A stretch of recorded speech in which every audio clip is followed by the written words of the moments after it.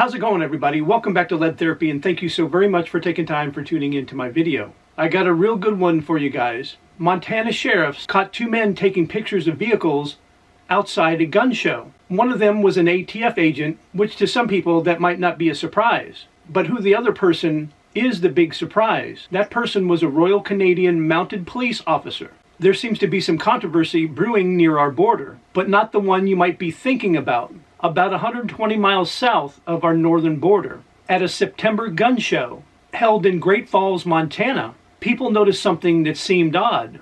According to a report from Montana's Independent Record, the Cascade County Sheriff's Office received a complaint that a man at the Montana Expo Park, where a gun show was being held, was acting suspiciously by taking pictures of vehicles. When officers arrived, including Cascade County Sheriff Jesse Slaughter, and the man in question was contacted, he told the officers he was a police officer from another city, and he was working with a task force running an ongoing surveillance operation of gun shows in the United States, allegedly in an effort to catch Canadians smuggling illegal firearms into Canada. He was even working with an ATF agent who was also on the Montana Expo Park property and was tracked down. Of course, there's nothing unusual about federal law enforcement partnering with state and or local law enforcement to thwart criminal activity. There are countless examples of these kinds of task forces, putting any number of law enforcement agencies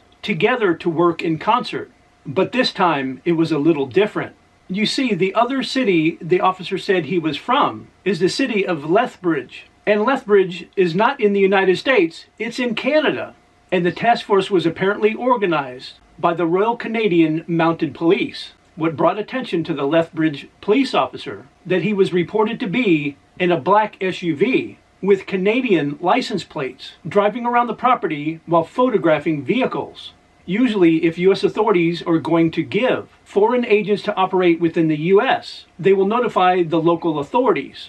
After all, one wouldn't want an international incident to arise because local officials stop, arrest, or even have a more troubling interaction with a representative of a foreign government conducting what they may believe to be illegal, clandestine operations on U.S. soil. The ATF agent told Sheriff Slaughter that his office had contacted city police about the operation, but the property is under jurisdiction of Cascade County, which falls under Sheriff Slaughter's purview. If the ATF intent was to notify the appropriate local law enforcement, you would think it would take the time to figure out under which jurisdiction the operation was being run. Sheriff Slaughter's report on the incident noted, "I told the ATF agent because he did not tell me about the operation, that they were no longer allowed to continue conducting it. This did not sit well with the federal agent," the report said. The ATF agent then stated he did not have to tell me, insinuating because he is a federal agent, he is not required to do so.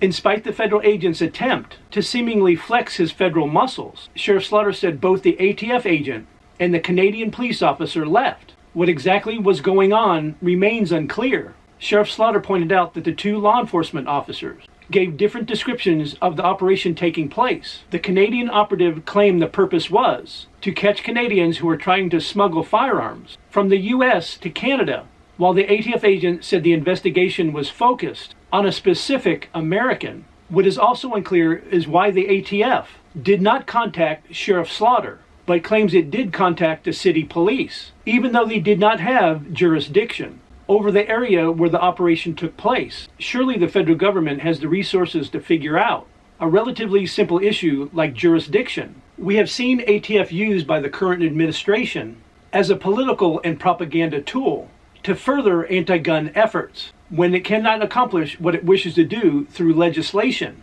Therefore, it would be no surprise to see the agency avoid contacting the Cascade County Sheriff intentionally when conducting a firearm investigation in his own jurisdiction, especially if there is anything remotely questionable about the investigation. If the investigation was a legitimate law enforcement exercise, focused on potential criminal activity, and based on actual evidence of the same, then it's fine, but the Canadian operative seemed to imply the task force he worked for was looking at gun shows, plural, in the U.S., which begins to sound more like a fishing expedition.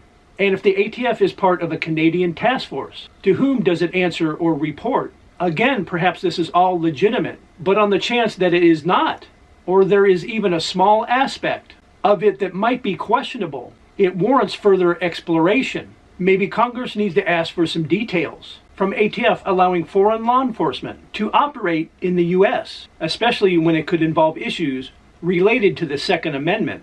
I would really like to hear your thoughts about the story in the comments section down below. Are you guys thinking what I'm thinking, that the ATF and the Royal Canadian Mounted Police did not want the sheriff to know what was going on in his county, and that something very fishy was going on there? Also, please make sure you help the channel out by liking, sharing, and subscribing and hitting those post notifications.